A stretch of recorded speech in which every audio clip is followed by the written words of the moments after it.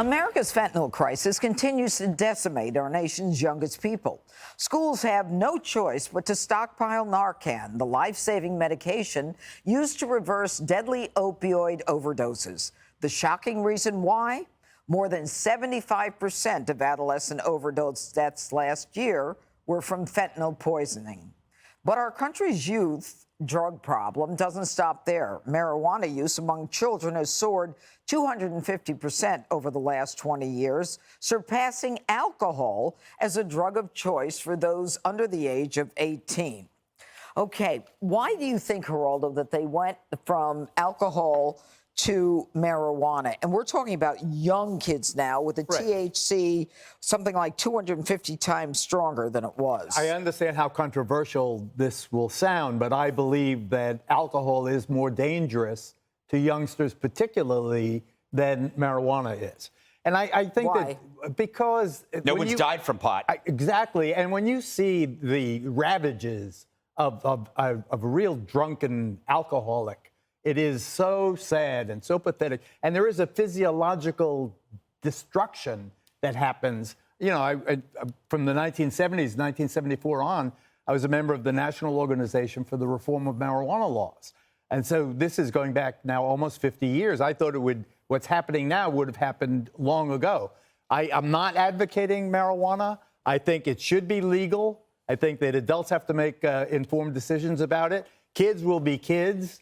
When you see what drunken driving does as opposed to stoner kids, I submit it is the lesser of two evils.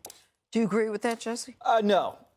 Let's go through the pros and cons of smoking marijuana. The pros: food tastes tastier, music sounds better, and nature is more impressive. Cons: it kills your sperm. Girls don't dig it. The scene isn't as cool as people think it is. If you're an athlete, it affects your conditioning. It stays in your system, and it kills your brain. It affects your memory.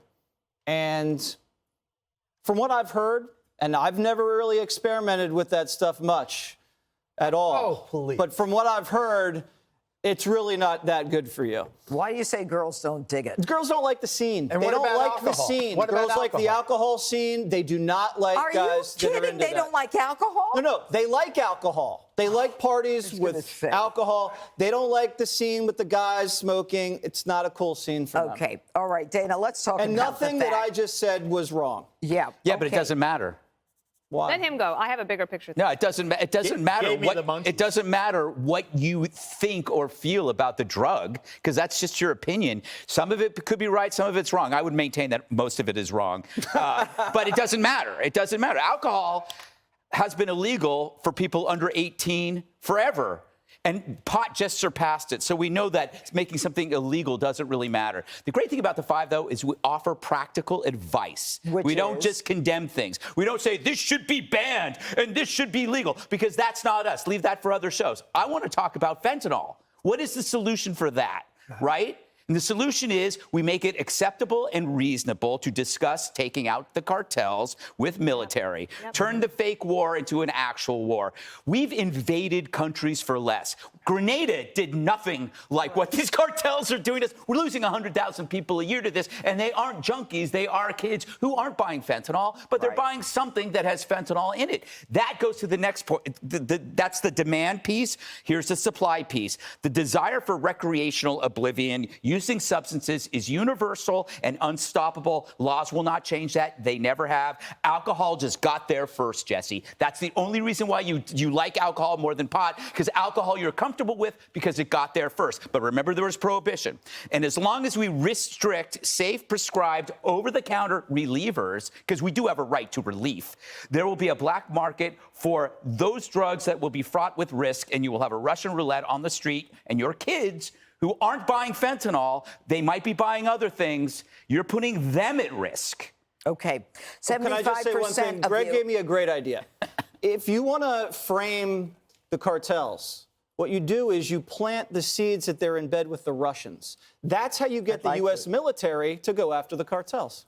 75% of adolescent overdoses in 2021 they involve fentanyl.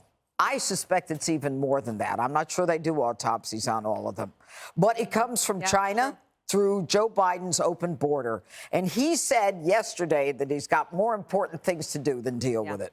So I was waiting because I thought I had this bigger picture point, but then you made my great point about China, and you made my great point about the cartels. I would put those two together. You had a lousy point. Your point landed You know flat. that I agree My with. point was I the like best your point, list. and that's not just my ahead, opinion. I like your list, and I agree that girls are not into that scene. Thank you. Okay, I No, agree but with that's that. an opinion. But it's Yeah, like, I okay, don't fine, agree that's with my that. You're hanging opinion. around with the wrong girls. Dana, you know facts. No, we're Talk not. to us. Even if it's true, so what? I think the other thing that we should talk about, which is something here, which is Narcan. We do have one Right. practical solution, which should be at schools. It should probably be in homes. Amen. And it should be available to people so that they can help protect their loved ones if they need it. There's some we're like sleepwalking through a lot of problems in the world right now. And one of them is the fact that you have 1 in 5 youths having suicidal thoughts. And we think about the lockdowns. There's a direct correlation between, you could see it. It goes, their mental health went down.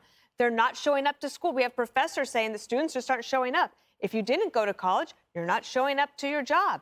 The overdoses are up, lifespans are down, and church attendance is down. Yep. Crime is up. There's a lot of things that could be solved by, one, going after China to get rid of the cartels, having the ability to get fentanyl into our systems. You just reminded me of another great point that I've yet to say.